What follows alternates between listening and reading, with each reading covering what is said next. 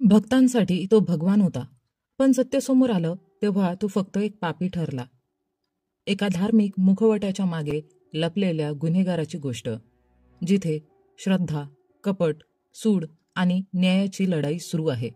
जेव्हा सत्ता आणि अहंकार अंधाराच्या गर्तेत ढकलतात, तेव्हा सुडाची आग उफाळून येते आणि शेवटी ज्यांनी देव मानलं त्यालाच फासावर चढवलं जातं. पण प्रश्न हा आहे, हे खरोखरच शेवट होतं का, की ही केवळ एक मोठ्या कथेची सुरुवात होती? मंडळी, आज आपण एक्सप्लेन करणार आहोत नुकतेच आलेली वेब सिरीज आश्रम सीझन 3 पार्ट 2 चे सगळे एपिसोड्स. पहिल्या एपिसोडच्या सुरुवातीला आपण हुकुम सिंग आणि बन्नोला पाहतो, जे बाबा निराला बद्दल चर्चा करत असतात. ते म्हणतात की निराला एक मोठा धोकेबाज आहे आणि सहज कोणाच्या हाताला लागणार नाही. त्यावर बन्नू म्हणते की मोंटी कधीही शुद्धीकरण करू शकत नाही, कारण त्याची वासना खूप जास्त आहे. त्याने नक्कीच काहीतरी डाव खेळला आहे. त्याचवेळी आपण सुंदरलालला पाहतो, जो पूर्णपणे बाबा निरालाच्या समर्थनात गेला आहे. तो पत्रकारांना बोलावतो आणि उलट पम्मीला दोषी ठरवतो. तो बाबाची स्तुती करतो. हे ऐकून मीडिया सुद्धा आश्चर्यचकित होते की सुंदरलाल इतक्या पटकन कसा बदलला. दरम्यान भोपा एका डॉक्टरशी बोलत असतो, ज्याने निराल्याची तपासणी केली होती आणि खोटे सांगितले होते की बाबाने शुद्धीकरण केले आहे. त्याबद्दल भोपा त्याला भरपूर कोटी रुपये देतो. यानंतर निराला भोपाला विचारतो की सोनिया कुठे आहे. त्यावर भोपा त्याला सोनियाचा व्हिडिओ दाखवतो, जिथे ती म्हणत असते की आफ्रिकेतल्या मोठ्या बिझनेसमॅनने इमेज बिल्डिंगसाठी तिला बोलावले आहे, म्हणून तिला तिथे जावे लागले. पण ती सांगते की तिने बाबाला जगासमोर देव बनवले आहे आणि परत आल्यावर भेटेल. हे ऐकून निराला म्हणतो, अखेरच्या वेळी भेटायला मिळालं असतं तर बरं झालं असतं. त्यावर भोपा त्याला सावध करतो की त्याने आपली वासना थोडी नियंत्रणात ठेवावी, कारण एकदा वाचलास पण वारंवार कुणी वाचवायला येणार नाही. इकडे तुरुंगात पम्मी रडून थकलेली असते, तेव्हा काही कैदी येतात आणि तिला मारहाण करतात. तू आमच्या बाबावर इतके घाणेरडे आरोप कसे लावलेत? त्याचवेळी जेलर येतो आणि आपल्याला कळतं की हे सर्व भोपा पम्मीला धडा शिकवण्यासाठी करून घेत होता. काही दिवसांनी पम्मीच्या मोहल्ल्यातला एक मुलगा तिला भेटायला येतो, पण जेलर त्याला थेट नकार देतो आणि सांगतो की पम्मी कुणालाही भेटायचं नाही असं म्हणत आहे. अक्की देखील पम्मीला पाहू इच्छितो, पण त्यांना तिकडून शांतपणे निघून जावं लागतं. यानंतर आपण पम्मीच्या आईला पाहतो, जी हॉस्पिटलमध्ये शेवटचा श्वास घेत असते. तिच्याजवळ बबिता बसलेली असते. तेव्हा बबिताला काहीतरी आठवतं आणि ती लगेचच दिलावरला कॉल करून सांगते, काहीही करून पम्मीला तिच्या आईशी बोलू द्या, कारण ती केव्हाही देवाघरी जाऊ शकते. एकदा पम्मी तिच्या आईशी बोलू शकेल तर तिला शांती मिळेल. हे ऐकून दिलावर आपल्या पावरचा उपयोग करून थेट तुरुंगात जातो आणि पम्मीला बबिताशी बोलू देतो. बबिता पम्मीला सांगते की तुझी आई तुझ्याशी बोलू इच्छिते. तेव्हा पम्मी आपल्या आईला म्हणते, आई, मी काहीही चुकीचं केलं नाही, मला माफ कर. पण तिची आई काहीही न बोलता देवाघरी जाते. हे पाहून पम्मी पूर्णपणे तुटून जाते, कारण निरालाने तिचे सगळेच काही हिरावून घेतलं होतं. यानंतर बबिता थेट निरालाकडे जाते आणि त्याला सांगते, बाबा, पम्मीची आई आता या जगात नाही आणि तिने तिला माफही केले नाही, कारण पम्मीने तुला तुरुंगात पाठवण्याचा प्रयत्न केला होता. त्यामुळे तिला कधीच मोक्ष मिळणार नाही. हे ऐकून निराला विचारात पडतो. पुढच्या दिवशी निराला थेट तुरुंगात जातो आणि तिथल्या कैद्यांमध्ये सत्संग करतो. त्यानंतर तो थेट पम्मीला भेटायला येतो, पण यावेळी पम्मी कोणतीही प्रतिक्रिया देत नाही, उलट हात जोडून उभी राहते. इथून आपल्याला लक्षात येतं की पम्मीच्या मनात काहीतरी वेगळंच सुरू आहे. कदाचित ती निरालाला आपल्या जाळ्यात अडकवून त्याच्याशी बदला घ्यायचा विचार करत असावी. यानंतर पम्मी थेट निरालाच्या पायाशी पडते आणि त्याच्याकडे माफी मागते. ती म्हणते, माझी बुद्धी भ्रष्ट झाली होती, पण आता तुम्हीच माझे देव आहात, कृपया मला माफ करा. हे ऐकून निराला खुश होतो आणि तिला माफ करतो. सोबतच तो तुरुंग अधिकाऱ्यांना सांगतो की पम्मीला तिच्या आईच्या अंतिम संस्काराला जाऊ द्या, याची संपूर्ण जबाबदारी मी घेतो. हे बोलून निराला पम्मीला मिठी मारतो आणि आपण पाहतो की तो पम्मीला पाहून स्वतःवर नियंत्रण ठेवू शकत नाही. त्यानंतर पम्मीला तिच्या आईच्या अंतिम संस्कारासाठी नेले जाते. तिथे उजागर आणि अक्की तिला भेटायला येतात, पण पम्मी कोणाशीही बोलत नाही. ती फक्त आपल्या मोहल्ल्यातल्या एका मुलाला सांगते, अक्कीला सांग की आता या जगात माझे कोणीच नाही, त्यामुळे माझ्यासाठी काळजी करू नकोस. हे बोलून ती आपल्या आईचे अंतिम संस्कार करते आणि पुन्हा तुरुंगात परत जाते. यानंतर निराला जेव्हा आपल्या आश्रमात परत येतो, तेव्हा तो DIG बलवंतला सांगतो की पम्मीला आता शिक्षा होऊ नये, कारण मला ती इथे हवी आहे. हे ऐकून DIG पम्मीला तुरुंगातून बाहेर काढण्यासाठी कामाला लागतो. हे समजताच भोपाला खूप राग येतो आणि तो निरालावर भडकतो. तो म्हणतो, तुझ्यामुळे आपण आपला आश्रम गमावू. तू पम्मीच्या मागे वेड्यासारखा लागला आहेस. माहिती नाही त्या मुलीमध्ये असं काय आहे, असं भोपा निरालाला म्हणतो. त्यावर निराला उत्तर देतो, पम्मी आता बदलली आहे, ती आश्रमात राहिली तर चांगलंच होईल. हे ऐकून भोपा म्हणतो, तुझ्या सांगण्यावरून पम्मी बाहेर येईल, पण ती तुझ्याजवळ एका क्षणासाठी सुद्धा आली पाहिजे नाही, नाहीतर मी तिला ठार मारेन. हे ऐकून नीराला त्याच्या म्हणण्याला मान्यता देतो. यानंतर DIG बलवंत कागदोपत्री हेरफेर करून पम्मीवरील सर्व आरोप हटवतो आणि आश्रमातील लोक तिला न्यायला येतात. तेव्हा अक्की तिला थांबवण्याचा प्रयत्न करतो आणि सांगतो, एकदा आश्रमात गेलीस तर पुन्हा बाहेर येऊ शकणार नाहीस. पण पम्मी त्याचं काहीही ऐकत नाही. हे पाहून उजागरही आश्चर्यचकित होतो की पम्मीला अचानक काय झालं आहे. यानंतर पम्मी नवीन आश्रमात पोहोचते, जिथे साध्वी तिला खूप बोल लावते आणि मग थेट तडघरात असलेल्या कोठडीत टाकते. ती कोठडी म्हणजे एक प्रकारचं तुरुंगच होतं. पम्मीला पाहून हे स्पष्ट होतं की ती फक्त बदला घेण्यासाठी आली आहे. मग त्यासाठी तिला काहीही करावं लागलं तरी चालेल. यानंतर बबिता जेव्हा नीराला सोबत असते तेव्हा ती त्याला सांगते, पम्मी आली आहे, पण ती अजून कोठडीत आहे. त्यावर नीराला उत्तर देतो, काही दिवस राहू दे, नंतर तिला बाहेर काढू. ती आपली सर्वात खास सेविका बनेल. यानंतर पम्मीला आश्रमातील सर्व कामांमध्ये गुंतवले जाते आणि भोपा सतत कॅमेऱ्याद्वारे तिच्यावर लक्ष ठेवतो, जेणेकरून ती काही गडबड करत आहे का ते समजू शकेल. याच दरम्यान भोपा सांगतो की तिला सतत त्रास दिला जावा, त्यामुळे वॉर्डन वारंवार तिला परेशान करत राहते. पम्मी मात्र शांतपणे सगळं सहन करत राहते. इकडे अक्की उजागरला भेटल्यानंतर त्याची बंदूक चोरतो आणि पळून जाण्याचा प्रयत्न करतो. तो म्हणतो, आज मी त्या निराल्याला संपवून हे प्रकरणच मिटवतो. पण उजागर त्याला थेट घरी घेऊन जातो. वास्तविक अक्कीला पम्मीवर प्रेम होतं आणि तो तिला कुठल्याही अडचणीत पाहू इच्छित नव्हता. त्याचवेळी पम्मी आश्रमातील कामामध्ये पूर्णपणे मग्न होते. पण एक रात्री ती झोपल्यावर आश्रमातील काही लोक येतात आणि तिला निरालाकडे घेऊन जातात. मात्र हे सर्व अक्कीच्या स्वप्नात सुरू असतं. तो दचकून जागा होतो. प्रत्यक्षात उजागरने अक्कीला बांधून ठेवलं असतं, कारण अक्की कोणत्याही परिस्थितीत निराल्याला मारू इच्छित होता. एक प्रकारे त्याने आपली शुद्ध गमावली होती. अक्की सुटण्याचा हट्ट करतो, म्हणून उजागर त्याच्या पाण्यात बेहोशीचं औषध टाकून त्याला पाजतो. दुसरीकडे बबिता पम्मीला भेटायला येते आणि सांगते, तू इथे यायला नको होतं, हे लोक तुला असेच त्रास देत राहतील. पण पम्मी उत्तर देते, आता मी निराला बाबांची भक्त झाली आहे, मला आता कोणाचाही काही फरक पडत नाही. सकाळी उजागर झोपेतून उठतो आणि पाहतो की अक्की तिकडून गायब झालेला असतो. हे पाहून तो हादरून जातो. एपिसोड 2 ची सुरुवात होते, जिथे एका वरातीला बाबा निराल्याच्या आश्रमात येताना पाहतो. वधू मायकलची भाची असते, त्यामुळे मायकल तिला निराल्याचा आशीर्वाद घ्यायला घेऊन आलेला असतो. तिथेच अक्की बँडवाल्याच्या वेशात आश्रमात प्रवेश करतो. जेव्हा वधूवर निराल्याचे आशीर्वाद घेण्यासाठी येतात तेव्हाच अक्की संधी साधतो. तो मागच्या बाजूला जाऊन एका गार्डला बेशुद्ध करून त्याचे कपडे घालतो. सत्संग संपल्यानंतर निराला आपल्या खोलीत झोपायला जातो.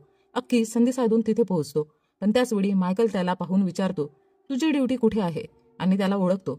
यामुळे दोघांमध्ये हाणामारी सुरू होते आणि मायकल अखेर अक्कीला पकडतो. तेव्हाच निराला तिथे येतो आणि रागाने म्हणतो, तू माझ्या पम्मीच्या मेंदूत विष ओतलं होतंस ना, याची कोणतीही माफी नाही. हे बोलून तो संतापाने अक्कीला गोळी मारतो आणि अक्की जागेवरच मरतो. यानंतर बबिता पम्मीला सांगते, अक्की तुला वाचवण्यासाठी आला होता, बाबाने अक्कीला मारलं. हे ऐकूनही पम्मी काही झालंच नाही असं रिॲक्ट करते. पण बबिता निघून गेल्यावर ती स्वतःला सावरू शकत नाही आणि जोरजोरात रडू लागते. नंतर ती उजागरसाठी एक पत्र लिहिते, मी अक्कीवर प्रेम करत होते, म्हणून मी त्याला स्वतःपासून दूर केलं होतं, कारण माझ्या जवळच्या लोकांना बाबाने आधीच मारून टाकले होते. पण तो वेळा माझ्या मागे इथपर्यंत आला आणि आज मी त्यालाही वाचू शकले नाही. याच दरम्यान उजागर अक्कीची प्रेत पाहतो आणि त्याला खूप वाईट वाटतं की तो अक्कीला वाचू शकला नाही. नंतर जेव्हा अक्कीच्या अंत्यसंस्काराची तयारी सुरू होते तेव्हा उजागरचा साथीदार कृष्णा, जो आश्रमात सेवक होता, उजागरला पम्मीचं पत्र देतो. हे पत्र वाचून उजागर भावनिक होतो. शेवटी अक्कीच्या अंत्यसंस्काराची विधी पार पडते. दुसरीकडे अक्कीच्या मृत्यूनंतर पम्मी आणखी निराश होते. आज निराला साध्वीला विचारतो, पम्मी कशी आहे. यावर साध्वी सांगते, जेलमधून परत आल्यानंतर ती पूर्णपणे बदलली आहे, ती फक्त तुमचंच नाव घेत राहते. हे ऐकून निराला आनंदी होतो. नेक्स्ट डे बाबा मनसुख यांच्या पुण्यतिथीची पूजा असते. पम्मी त्या पूजेत सहभागी होण्यासाठी परवानगी मागते. गार्ड साध्वीला विचारतो आणि ती परवानगी देते. पम्मी पूजेत सामील होते. पण याचवेळी भोपा तिला निरालाच्या जवळ पाहतो आणि संतापतो. तो तिला जोरात ओढून तिकडून घेऊन जाण्यास सुरुवात करतो. निराला काहीही बोलत नाही. भोपा क्रूरपणे तिला ओढत सरळ कोठरीत घालतो. पण आज पम्मीला संधी मिळताच ती भोपालाच फसवायला सुरुवात करते. ती भोपाला सेड्यूस करण्याचा प्रयत्न करते. भोपाला ते आवडतं, पण पम्मी त्याला टोमणा मारत म्हणते, मी ऐकलंय की तुझं शुद्धीकरण झालं आहे, मग तू मजा कशी घेणार. हे ऐकून भोपा संतापतो आणि तिकडून निघून जातो. पम्मीची ही खेडी होती भोपाला आपल्या जाळ्यात ओढायची. नंतर बबिता पम्मीला समजावते, तू या लोकांशी पंगा घेऊ नकोस, ते तुला मारून टाकतील. पण पम्मी ठामपणे उत्तर देते, मी हा आश्रम जाळायला आली आहे, आता मला कुणीही थांबू शकत नाही. हे ऐकून बबिता देखील स्तब्ध होते. असंच काही दिवस चालू राहतं. पम्मी आश्रमातील काम करताना हळूहळू भोपाला आपल्याकडे आकर्षित करत राहते. सुरुवातीला भोपाला ते विचित्र वाटतं, पण तोही तिच्या जाळ्यात सापडतो. काही दिवसातच भोपा तिला कोठरी बाहेर जाऊन काम करण्याची परवानगी देतो. हे पाहून साध्वी देखील आश्चर्यचकित होते.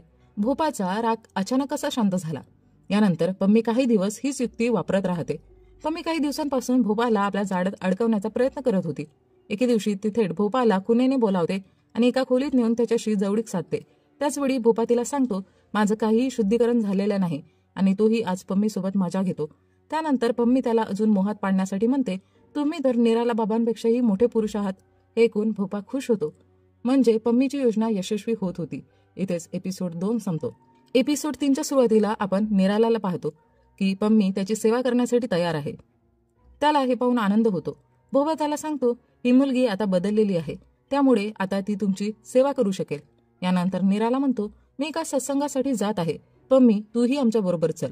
पण पम्मी मात्र भोपाकडे बघत उत्तर देते, मला आश्रमाची स्वच्छता करायची आहे, त्यामुळे तुम्ही एकटेच जा. निराला निघून जाताच पम्मी पुन्हा भोपाला खुनेने बोलावते. भोपा तिच्या प्रेमात इतका अडकतो की त्याला त्याच्या कामाचंही भान राहत नाही.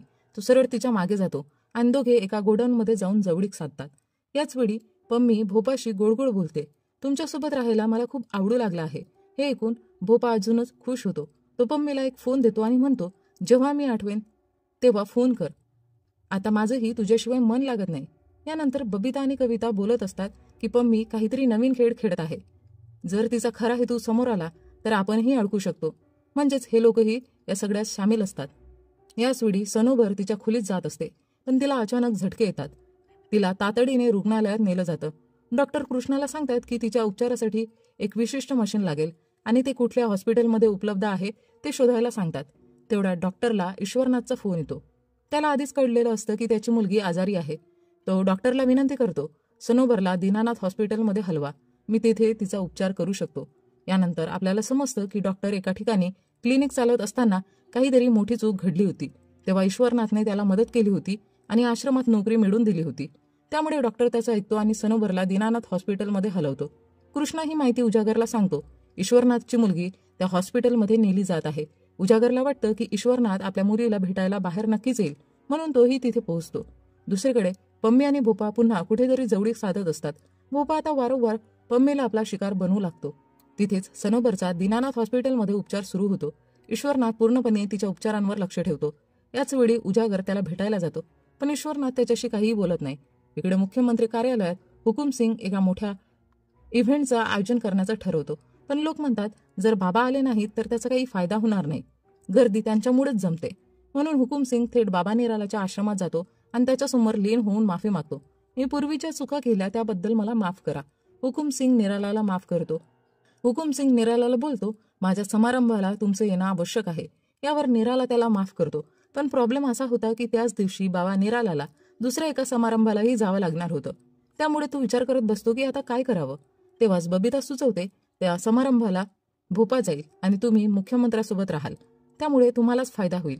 त्यावर निराला भोपाला आदेश देतो, तू माझ्या जागी दुसऱ्या समारंभाची जबाबदारी घे. पुढच्या दिवशी भोपा दुसऱ्या समारंभाला जातो आणि निराला मुख्यमंत्र्यासोबत समारंभात सहभागी होतो. दरम्यान पम्मी भोपाला कॉल करून म्हणते, तुमच्याशिवाय माझं मन लागत नाही, लवकर या. यावर भोपा तिच्याशी गोड बोलतो. एका बाजूला निरालाचा समारंभ मुख्यमंत्रीसोबत सुरू असतो, तर दुसऱ्या बाजूला भोपा दुसऱ्या समारंभाची जबाबदारी सांभाळत असतो. पण पम्मी सतत त्याला मेसेज पाठवत राहते. त्यामुळे भोपा स्वतःला कंट्रोल करू शकत नाही. अखेर तो समारंभ लवकर संपवतो आणि परत आश्रमात येतो. आश्रमात येताच पम्मी भोपाला थेट निरालाच्या खोलीत नेते आणि तिथेच त्याच्यासोबत जवळीक साधू लागते. भोपा आधी विरोध करतो, पण पम्मी त्याला चिथावते. मला वाटतं की तू निरालाला खूप घाबरतोस. हे ऐकून भोपा तिच्यासोबत जवळीक साधायला तयार होतो. तेवढ्यात खोलीतील दिवे चालू होतात आणि समोरून बबिता आणि निराला बाहेर येतात. हे पाहून भोपाचे होश उडतात. तो काही बोलायच्या आतच निराला त्याच्या माणसांना आदेश देतो की त्याला पकडावं. लगेचच डॉक्टर भोपाला बेशुद्धीचं इंजेक्शन देतो. ही सगळी योजना पम्मी आणि बबिताची असते. त्यांनी परिस्थिती अशी तयार केली होती की निरालाला असं वाटावं की भोपा पम्मीवर जबरदस्ती करत होता. निरालाला आधीपासूनच पम्मी आवडत असल्याने तो हे पाहून संतापतो आणि इथेच एपिसोड 3 संपतो. एपिसोड 4च्या सुरुवातीला भोपालाला व्यवस्थित स्नान घालून त्याला शुद्धीकरणासाठी नेलं जातं. नशेच्या इंजेक्शनमुळे तो काहीही करू शकत नाही आणि अखेर निराला भोपाचं शुद्धीकरण करतो, म्हणजेच त्याचे प्रायव्हेट पार्ट काढून टाकतो. यानंतर बबिता निरालाला भेटते आणि म्हणते, आज तुम्ही पम्मीला भोपाच्या जाळ्यातून मुक्त केलं, त्यामुळे ती शांत झोपली आहे. यावर नीराला उत्तर देतो, मला संधी मिळाली असती तर मी तिच्याशी नक्कीच भेटलो असतो. पुढच्या दिवशी नीराला थेट भोपाकडे जातो आणि म्हणतो, तुझं मन भटकत होतं म्हणून तुझं शुद्धीकरण केलं. आता तू पूर्णपणे माझ्या भक्तीत रमशील. त्याचवेळी नीराला पुढे म्हणतो, आजपासून मी तुझ्या सगळ्या समस्या दूर करतोय, त्यामुळे आता तुझं सगळं काम बबिता सांभाळेल. हे ऐकून सगळे धक्का खातात, कारण आता बबिता भोपाच्या जागी आली होती. भोपा काही बोलू शकत नाही, पण जसजसा तो ठीक होतो तसतसा त्याला निरालावर प्रचंड राग येऊ लागतो. दरम्यान सनोबर अजूनही बरी होत नाही, त्यामुळे ईश्वरनाथ चिंतेत पडतो. तेव्हाच उजागर ईश्वरनाथला भेटतो आणि म्हणतो, मला निरालाचा खरा चेहरा समजून घ्यायचा आहे. त्याने अनेक लोकांचे आयुष्य उद्ध्वस्त केले आहे आणि दररोज मुलींसोबत तो काय काय करतो देव जाणे. ईश्वरनाथ उजागरच्या खूप आग्रहानंतर सत्य सांगायला सुरुवात करतो आणि कहाणी भूतकाळात जाते. पूर्वी बाबा मनसुख नावाचे खरे संत होते. मोठमोठे लोक त्यांची पूजा करत असत. बाबा मनसुख यांचा चालक मोंटी हा किरतपूरहून थेट त्यांच्या आश्रमात आला होता. सुरुवातीला तो आश्रमात सेवाभावी वृत्तीने काम करू लागला. सर्वांना तो प्रामाणिक वाटत होता. हळूहळू तो बाबा मनसुखचा विश्वासू सेवक बनला. पण ईश्वरनाथला सुरुवातीपासून हे सगळं संशयास्पद वाटत होतं. जेव्हा काही काळ गेला तेव्हा मोंटीने पाहिले की बाबा मनसुखकडे अनेक लोक चंदा द्यायला येतात आणि त्या बदल्यात फक्त एवढीच विनंती करतात की बाबाने त्यांच्या घरी एकदा सत्संग करावा. पण बाबा मनसुख पैशांचे लोभी नव्हते, त्यामुळे त्यांनी सर्वांना स्पष्ट नकार दिला. मात्र एवढे पैसे पाहून मोंटीला राहवलं नाही, त्यामुळे त्याने गुपचूप त्या लोकांसोबत डील करायला सुरुवात केली.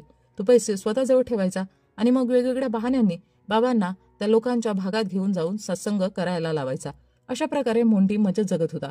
याच दरम्यान हुकुमसिंगचे वडील आपल्या मुलासोबत बाबांकडे आले. ते हुकुमसिंगला MLA बनवू इच्छित होते. त्यांनी बाबांना सांगितले की आम्ही तुम्हाला कोट्यवधी रुपये देऊ, तुम्ही तुमच्या भक्तांना आमच्या पक्षाला मतदान करण्याचे सांगितलं पाहिजे. हे ऐकून बाबा मनसुख यासाठी स्पष्ट नकार देतो. ना आम्ही पैसे घेऊ ना कोणाला मतदानासाठी आग्रह करू. हे ऐकून हुकुमसिंग आणि त्याचे वडील गप्पच राहिले आणि तिकडून निघून गेले. हे सगळं मोंटी लांबून पाहत होता. पुढच्या दिवशी मोंटी थेट हुकुमसिंगला भेटायला गेला आणि म्हणाला, बाबा मनसुख आणि त्याचे सेवक माझ्यावर खूप विश्वास ठेवतात, ते माझं ऐकतील, त्यामुळे मी तुम्हाला वोट मिळवून देऊ शकतो. त्याच मार्गाने मोंटीने हुकुमसिंगकडून पैसे घेतले आणि त्याला जिंकवण्यासाठी त्याने आपल्या जुन्या मित्राला भोपाला बोलावले. तो कुठेतरी लपून राहिला होता. यानंतर हे दोघं शबनम हॉटेलमध्ये गेले, जिथे त्यांची ओळख मोहिनीशी झाली, जी तिथे काम करत होती. शबनम हॉटेलचा मालक बाबा मनसुखचा भक्त होता, त्यामुळे मोंटीने भोपाला तिथे नोकरीवर लावले. आता मोंटीने खरा खेळ सुरू केला होता. महंताच्या गादीसाठी म्हणजे धर्मगुरूच्या पदासाठी निवडणूक होते आणि त्याचा निर्णय बाबांचे 10 प्रमुख दारो म्हणजे संपूर्ण आश्रमाचा व्यवस्थापन करणारे प्रमुख घेतात. मोंटीने ईश्वरनाथ सोडून इतर सर्व प्रमुखांना भ्रष्ट करण्यास सुरुवात केली. त्या लोकांना लाच देऊ लागला आणि त्यांना शबनम हॉटेलमध्ये नेऊ लागला, जिथे ते मुलींशी गैरवर्तन करायचे. अशा प्रकारे मोंटीने सर्वांना विकत घेतले. काही काळानंतर बाबा मनसुख आजारी पडू लागले. एक दिवस मोंटी मोहिनीला बाबा मनसुखची सेवा करण्यासाठी घेऊन आला. त्याने भोपालाही सेवक म्हणून तिथे नोकरीवर ठेवले आणि मग एका रात्री त्यांनी अत्यंत घृणास्पद कट रचला. त्यांनी आधी बाबा मनसुखला बेशुद्ध केले, मग मोहिनीने आपले कपडे काढले आणि बाबांच्या शेजारी झोपली. भोपाने या सगळ्या गोष्टींचे अश्लील फोटो काढले. काही दिवसांनी जेव्हा बाबा मनसुख बरे झाले आणि सत्संग करत होते, तेव्हा ईश्वरनाथला एक लिफाफा मिळाला. त्यात बाबा मनसुख आणि मोहिनीच्या अश्लील छायाचित्रांचा समावेश होता. ईश्वरनाथने हे सर्व बाबांना सांगितले. हे पाहून बाबा मनसुख पूर्णपणे कोलमडले. त्यांना वाटले की मी माझ्या आजारपणात हे कोणते महापाप केले. शर्मेने त्यांनी आपले प्राण त्यागले. आता महंताची गादी रिकामी राहू नये म्हणून प्रमुख दारोनी नव्या महंताची निवड केली. पण मोंटीने आधीच सर्वांना विकत घेतले होते, त्यामुळे त्यांनी त्यालाच महंत बनवले. हे ईश्वरनाथला आवडले नाही. ईश्वरनाथ त्याची मुलगी घ्यायला आला आणि म्हणाला, मी इकडून कायमचा निघून जातो. पण भोपाने त्याच्या मुलीला सोडण्यास नकार दिला. ईश्वरनाथला आपले प्राण वाचवण्यासाठी तिकडून पडावं लागलं, कारण भोपा त्यालाही ठार करू शकला असता. ईश्वरनाथ उजागरला सांगतो की संपूर्ण आश्रमाची जमीन माझ्या नावावर आहे, कारण बाबा मनसुख त्यांच्यावर पूर्ण विश्वास ठेवत होते. पण मोंटींच्या गुंडांपासून बचाव करण्यासाठी त्यांना मरणाचा बनाव करावा लागला. उजागर विचारतो, मग मोहिनीला का मारलं? तिचा सांगाडा जंगलात सापडला आहे. ईश्वरनाथ उत्तर देतो, मोहिनी निरालाला ब्लॅकमेल करू लागली होती. तिला जास्त पैसे हवे होते, त्यामुळे निरालाने आणि भूपाने तिला संपवून टाकले. सगळं ऐकून उजागर ईश्वरनाथला आपल्या बाजूने घेतो आणि म्हणतो, कसेही करून आपल्याला या बाबा निरालाचा अंत करायलाच हवा. त्यावर ईश्वरनाथ सांगतो, एक माणूस अजून आहे जो सुळाच्या आगीत जळतो आहे आणि तोच आपल्याला मदत करू शकतो. त्याचवेळी आपल्याला भूपा दिसतो. त्याला पुन्हा पुन्हा पम्मीसोबत घालवलेले क्षण आठवत होते आणि त्यामुळे तो नीट झोपूही शकत नव्हता. त्याच्या मनात कुठेतरी निरालाविषयी संताप दाटून आला होता. पण तो काहीही करू शकत नव्हता. इकडे पम्मी तयार होऊन बाबा निरालाकडे जाते, कारण त्यानेच तिला बोलवले होते. निराला तिच्या जवळ येतो आणि तिच्यासोबत शारीरिक संबंध ठेवतो. पण जेव्हा निराला झोपी जातो तेव्हा आपल्याला समजतं की पम्मीने तिच्या मोबाईलमध्ये पूर्ण घटना रेकॉर्ड केली आहे. हे सगळं सबूत म्हणून तिने जपून ठेवलं होतं. इथेच एपिसोड 4 संपतो. एपिसोड 5च्या सुरुवातीला आपण बबिता आणि कविता त्या व्हिडिओकडे पाहून म्हणतात, हाच व्हिडिओ बाबा निरालाच्या अंताचं कारण ठरेल. पण प्रश्न असा होता की पम्मी इथून बाहेर कशी निघणार? तिला जुनं प्रकरण पुन्हा सुरू करायचं होतं. तेव्हा ते भोपाला आपल्यासोबत मिळवण्याचा विचार करते. पण कसं? रात्री अचानक आश्रमावर काही लोक हल्ला करतात. हे पाहून भोपा एकटाच त्यांच्याशी झुंजतो. तो म्हणतो, मी या आश्रमाला आणि बाबा निरालाला कोणत्याही परिस्थितीत धक्का लागू देणार नाही. तेव्हाच बाबा निराला तिथे येतो आणि म्हणतो, ही तर तुझी परीक्षाच होती. मी पाहत होतो की तू अजूनही माझा वफादार आहेस की नाही, आणि यात तू पास झाला आहेस. पुढच्या दिवशी बबिता कुठेतरी फोन करते पम्मीला बाहेर काढण्यासाठी. त्यानंतर दिलावर आणि त्याचे साथीदार आश्रमात येतात. त्यांनी बाबाच्या आश्रमाला मोठी देणगी दिली होती. ते जसे बाहेर निघतात पम्मीही त्यांच्यासोबत बाहेर पडते. खरं तर बबितानेच या लोकांना पम्मीला बाहेर काढण्यासाठी बोलवलं होतं.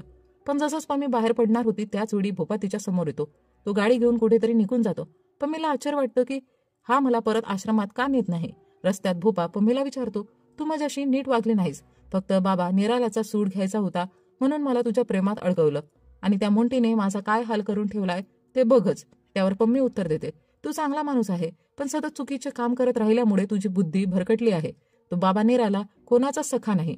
भोपा पम्मीच्या सांगितलेल्या ठिकाणी पोहोचतो, जिथे उजागर आणि ईश्वरनाथ त्याची वाट पाहत असतात. ईश्वरनाथ ज्या व्यक्तीविषयी बोलत होता की तो सुडाच्या आगीत जळत आहे, तो भोपा स्वतःच असतो. कारण बाबाने त्याचं शुद्धीकरण करून त्याला फसवलं होतं. भोपा संतापून म्हणतो, मी त्या मोंटीला सोडणार नाही. पण त्याच वेळी त्याला भीती वाटते, जर मोंटी अडकला तर मलाही तुरुंगात जावं लागेल. तेव्हा पम्मी त्याला प्रेरणा देते, तू इतके चुकीचे काम केलेस, आता एक चांगलं काम कर, तुझं जीवन तरी सार्थकी लागेल. भोपा तिचा ऐकतो आणि मान्य करतो. यानंतर पम्मी तिच्या वकिलासोबत कोर्टात जाते आणि ती व्हिडिओ जजला दाखवते. यावर जज हा खटला पुन्हा उघडण्याचा आदेश देतात. तसेच बाबा निरालाला कोर्टात हजर राहण्याचे आदेश देतात. जेव्हा बाबा निरालाला कळतं की त्याच्यावर पुन्हा केस सुरू झाली आहे तेव्हा तो संतापून म्हणतो की पम्मी बाहेर कशी गेली, आणि आता त्या व्हिडिओमधून मी कसं सिद्ध करणार की मी संभोग करू शकत नाही, कारण त्या व्हिडिओमध्ये स्पष्टपणे तोच दिसत होता. हे ऐकून त्याच्या वकिलाकडेही उत्तर नव्हतं. त्यावर भोपा म्हणतो, तू कोर्टात जा, मी डॉक्टराशी बोलतो. तो पुन्हा तेच डॉक्युमेंट बनवेल की तुझं शुद्धीकरण झालेलं आहे, घाबरण्याची काही गरज नाही. भोपा सांगतो आणि निराला त्याच्यावर विश्वास ठेवून कोर्टात निघून जातो. जज थेट निरालाला वैद्यकीय तपासणीसाठी पाठवतात. पण तिथे जाऊन कळतं की यावेळी डॉक्टर बदलला आहे. हा नवीन डॉक्टर बाबा निरालाची तपासणी करणार होता. हे ऐकून निराला तपासणीला नकार देतो आणि तो म्हणतो की तो फक्त त्याच डॉक्टरकडून तपासणी करून घेईल. हे ऐकून तो डॉक्टर जजपर्यंत ही गोष्ट पोहोचवतो. यावर जज ताबडतोब पोलिसांना ऑर्डर देतात की बाबा निरालाला कस्टडीत घ्या, कारण तो तपासणीसाठी सहकार्य करत नाही. कोर्टात वकील महिलेने निराला विरुद्ध सर्व पुरावे सादर करायला सुरुवात केली. त्याने किती मुलींवर अत्याचार केले, त्याचा संपूर्ण ड्रग व्यवसाय कसा चालतो हे सगळं तिने दाखवले. हे सर्व पुरावे उजागरने गोळा केले होते. यावेळी भोपा देखील तिथे उभा होता आणि तो हे सर्व पाहत होता. पण या सर्वात त्याचा नावाचा उल्लेख कुठेही नव्हता. हे सगळं पाहून जज निरालाला ट्रायलसाठी पाठवण्याचा आदेश देतात आणि सोमवारी निकाल जाहीर करण्याचं सांगतात. जेव्हा पोलीस निरालाला तुरुंगात नेत होते तेव्हा त्याचे भक्त पोलिसांवर दगडफेक करू लागले. त्याची गाडी पुढे जाऊ शकली नाही. पोलिसांनी मुख्यमंत्री हुकुमसिंग यांना विचारले की आता काय करायचं. तेव्हा मुख्यमंत्री संपूर्ण फोर्स तिथे पाठवण्याचे आदेश देतात. याच वेळी एक पोलीस अधिकारी निरालाला समजावतो, फोर्स येत आहे तर यात लोक मरण पावले तर तुझी जबाबदारी ठरेल, लोकांना शांत राहायला सांग. हे ऐकून निराला बाहेर येतो आणि लोकांना शांत राहण्यास सांगतो. शेवटी पोलीस त्याला थेट तुरुंगात टाकतात. रात्री भोपा निरालाला भेटायला येतो. निरालाला आता पूर्ण समजलं होतं की भोपामुळेच तो अडचणीत आला आहे आणि त्याच्यामुळेच तो आज तिथे आहे. कारण आजपर्यंत भोपा असतानाही कोणत्याही संकटाची सावली निरालावर पडली नव्हती. पण भोपालाही धोका दिल्यामुळे त्याने सूड घेतला. भोपा निरालाला जोरात सुनावतो आणि म्हणतो, आता इथेच बसून मजा कर, तुझा काळ संपला. त्यावर निराला संतापून म्हणतो, मी बाहेर नक्की येईन आणि त्या दिवशी तुम्हा सगळ्यांचा शेवट होईल. हे ऐकून भोपा शांतपणे तिकडून निघून जातो. सोमवारी जज सर्व पुरावे पाहून निकाल देतात. बाबा निरालाला जन्मठेप आणि 30 लाख रुपये दंड ठोठावला जातो. हा दंड पम्मीला दिला जाणार होता, कारण तिचं आयुष्य उद्ध्वस्त झालं होतं. ही बातमी ऐकून पम्मी आनंदी होते आणि अखेर निराला तुरुंगात जातो. आता निरालाच्या जागी भोपाला गादी दिली जाते. त्याच्यासोबत आता पम्मी, बबिता आणि आश्रमातले इतर लोक होते आणि शक्यता होती की हे लोक आश्रमाची सगळी घाण साफ करतील, कारण भोपा देखील आता बदलला होता. आपल्याला निराला तुरुंगात दिसतो. तो अजूनही सुडाच्या आगीत जळत असतो आणि इथेच ह्या सीझनचा शेवट होतो. बाबा निराला अखेर आपल्या पापांची शिक्षा भोगत होता, पण त्याच्या डोळ्यात अजूनही सुळाची आग धगधगत होती. तो तुरुंगात असला तरीही त्याच्या डोक्यात एकच विचार फिरत होता, मी परत येईन आणि त्या दिवशी माझा न्याय मी स्वतः करेन. पण आता आश्रमात भोपा, पम्मी, बबिता आणि इतर लोक होते, जे ठरून आले होते की ही अंधश्रद्धेने भरलेली जागा पुन्हा स्वच्छ करायची. एक युग संपलं, पण कदाचित एक नवीन युद्ध सुरू होणार होतं. कथा संपली असली तरी खरा शेवट अजून बाकी आहे.